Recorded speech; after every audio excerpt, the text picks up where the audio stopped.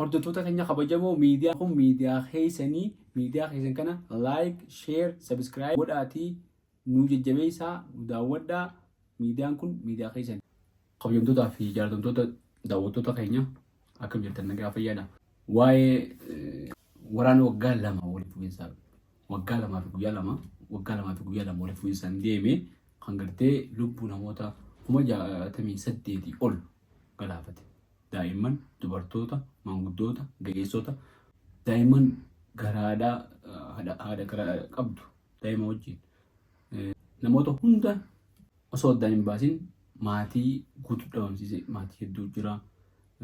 Waraana san gartee boombiidhaan samiidhaan boombiin garroobaa lafa ammoo taankiidhaan lafarra itti duula.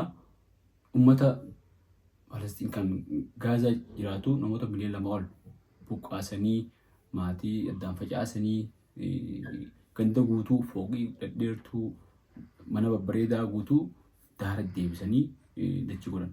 Waraana saniitu waliigaltee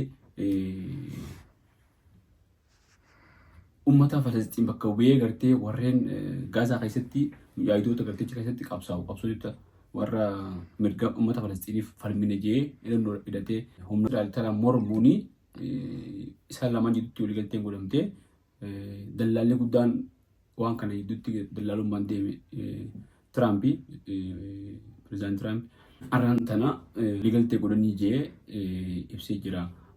Sooshaal miidiyaa mataa isaa qaba Tiraamp isarratti jechuudha. Sooshaal miidiyaa kan jirurratti dhiyeenya kana wixinee nageenyaa jechuudhaan qabxiilee 20 tarreessee Tiraamp Palestiinii fi Israa'el gartee akka nagaa wajjin jiraatan akka gartee waraanni itti jiru kun dhaabbatu jee wixinee qabxii 20 qabdu qopheesseeti dhiyeesseef jira. Wixineen dhiyeesseef san Israa'el nuutee itti fudhattee gama Hamaasiin ammoo ilaalanii wixineen sun guutuu fudhachuun itti ulfaataa jiran. Tiraamp wixineen san irratti yeroon akka daftee godhamtuuf guyyaa murteessee lafa kaa'e. Guyyaa murteessee guyyaa kanatti godhuu qabdan jeeni guyyaa san eega jala bu'ee booda isaanis ni fudhanna waan jiru ibsanii fudhachuu qofa osoo hin taane mariidhaaf qophiidha kajuu haani qabxiilee takka immoo marii bal'aa barbaachisaa waan nuti murteessuu hin dandeenyu miti jiran. Qabxiilee akkasii keessaa qabxiileen gurguddoon hidhannoo akka hiikkatan fa'aa ta'etu jira. Isaan hidhannoo hiikkatanii gama sibiilii akka deebi'anii fi ammaas qaama gartee Gaazaa bulchu. Nageenyaa jee boordii nagayaa jee kan gartee pirezidaantii Tiraamp itti mataadhaa kan inni hoogganu kan inni to'atu boordii Toonii Bileer faan keessa jiran. Toonii Bileer jechuun muummicha ministeera Ingilizii ifiifuu nama gartee harkisaatu qulqulluutti miti. Nama san deebisee akka Gaazaa to'atan boordii san keessatti akka inni gartee miseessitee dalagu fa'aa Tiraamp komitee yeroodhaa tagartee ichi bulchituu uummata Palestiinaa ol dhuftee jee qabxiilee hedduudha kaa'ee san keessaa qabxiin murteessaan waraanni akka dhaabbatu ijoon waan kanaa warri gartee butamee lammiileen Israa'el kan butamanii harka Hamaas jiran nama 48 akkanatu hafee namoota hanga butame keessaa namoonni hanga san akka gartee gama Israa'elitti deebi'anii fi hidhamtoonni Palestiin kanneen mana hidhaa Israa'el keessa jiran akka gallakkifamanidha. Wanni guddaan jechuudha. Hanga ammaa waraana godhan keessatti humnaan tokkollee baafachuu hin dandeenye warri Israa'el butamtoota san uummata butame san waliigaltee ammaan dura godhanii gartee waraana yeroodhaaf dhaaban keessatti butamtoota hanga tokko deebisanii turanii hanga tokko akka deebi'an hidhamtoonni siyaasaallee hanga tokko gallakkifamanii turanii san booda immoo Israa'el waliigaltee san cabsitee waraana itti fuftee akka gartee waliigalteen sun hojiirra oolde goote san booda ammaan tana eega waraanni kun tuufee as ga'ee booda deeffachuu hin dandeenye filannoo biraa dhabanii Tiraamp wixinee sana fidee karoora isaa kanaan ammaan tana dhaabbachuu deemaa jechuudha. Murteessanii jiran. Waliigaltee godhanii farramanii Tiraamp dhufuuf deema miidiyaa kana dhufee itti fufuu deeman jechuudha. Hoggaa waliigalteen tun hojiirra ooluu eegaltee irraa sa'a 72 keessatti gallakkifamanii butamtoonni warri gartee hidhaa jiru namoota toora nama 250 kanneen hidhaan umriitti murtaa'anii jira lammiilee Palestiin warroota gurguddaa jechuudha. isaan sanillee akka gallakkifamanii namni kumaan dhibba torba moola onkoleessi torba kabara 2023 booda hidhaman akka hidhaadhaa ba'anii lammiileen Israa'elis warri butaman sun akka deebi'anidha. Waliigalteen guddaan kan godhame wanni kun jira qabu yoo taate waan gaariidha. Waan akkam bareedaati. Akka ilma namaa tokkotti ummata gartee galgalaa ganama boombiin buutu kalafaa taankiin isaan darbattu kan gartee beelaan dhumuu kan qoonqoon nyaatu dhabee daa'imman akka malee beelaa bu'anii qoricha dhabee daa'imman dhukkubsatanii du'anii haadholiin dhukkubsatanii du'anii dargaggoonni abdii eegadeetan hundinuu galaafatamaa turan kana yoo kun dhaabbate waan bareedduudha. Waan gartee jajjabeeffamuu qabachuu namni hundinuu waan gammadu. Ammoo waan kana Tiraampii hedduu nama gartee Netanyaahuu deeggaruudhaan beekamu nama harka mirgaa isaati. Kana duraa gaafa Baayiden ture Netanyaahuun isa eegaa ture hanga inni gartee pirezidaantii ta'utti. Maaliif jennaan hedduu gartee harka dheeressee fi kunis irra wayyaa miti. Garan Tiraampii harka dheeressee isaaf jechuudha. Akka fedhetti akka hojjetu jechuudha. Uummata akka fedhetti akka fixu seera addunyaa maal waan jedhu hundaa'u godhiisee jechuudha. Akkamitti maal harkateeti guyyaa keessaa Tiraampii dhufee haa dhaabbatu waliigaltee guddaadha. Karoora isaa kun dhugumaan karoora nagayaati immoo dhugumaan karoora isaa kun uummata sanirraa miidhama kana dhaabuudhaaf yaadeeti immoo waan biraa duuba jira waan jiru xiinxaltoonni ija adda addaatiin ilaalan jechuudha. Gariin maqaa Israa'elii fi maqaa Ameerikaa haala malee addunyaa irra badaa waan jiraniif kana see godhuudhaaf akkas waan kana godhe jennee yaadan. Gariin ammoo xiinxalli tokko kan Zagardaan Rabbee akka jirutti Tiraampii wanni gartee jirjiraan sodaachisaan jecha guutameen Hamaasiin yoo gartee waliigaltee kana waan hin kanatti waliin hin galle guututti girgirii biraa isinitti balaa isin bu'aa jeen marfamtanii jirtanii balaa isin bu'aa kanaafuu waan hin jee kana fudhadhaatii waliigaltee mallatteessaa jeeni ture.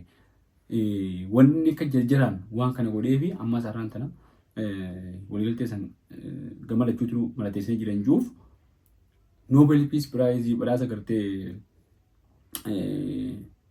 nageenya addunyaa kana badhaasa Nobel kana fudhachuudhaaf qaadhimamee jira Tiraampii.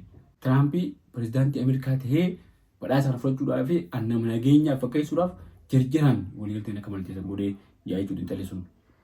Kun ammoo waan gartee gulaaltee nama fudhachiisu. Maaliif jennaan eenyumatti gaafa gartee qaadhimamu Pakistaanii fi Hindii gidduutti anaan nagaya buusee, Itoophiyaa fi Ijiptii gidduutti anaan nagaya buusee, Koongoo fi kan gidduutti nagaya buusee, Afrikaa keessa bakka gidduutti nagaya buusee jee Iraanii fi Israa'el gidduutti nagaya buusee jee waa hedduu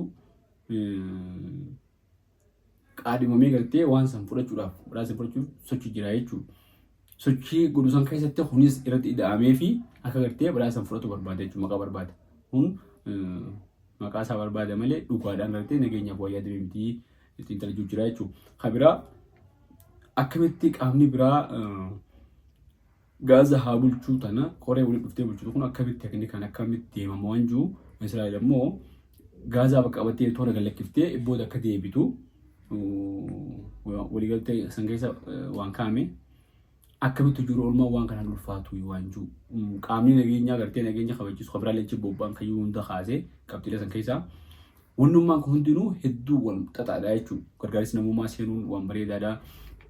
Gargaarsi namummaa toora gartee makiinaa dhibba afurii moo akkanaatti akka seenu waliigaltee galgalaa godhanii wanni godhamtu kun yoo dhugaadhaan gartee karoora gartee nagayaa taate bareedaa jechuudha.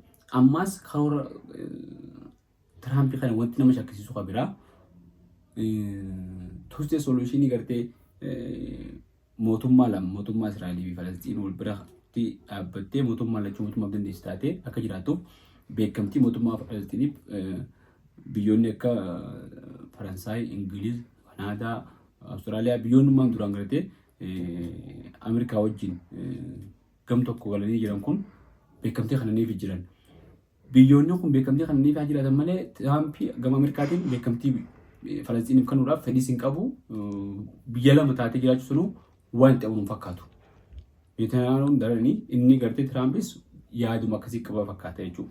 Namni yaada akkasii qabu gartee ammas yeroodhaaf butamtoota sana harkaa baasee san booda immoo Israa'eliin itti deebi'ee akka feetan godhaa yoo jeenoo maaltu beekama waan jiru jira jechuudha. Wanni kunis waan dhugaa nama shakkisiisu jechuudha.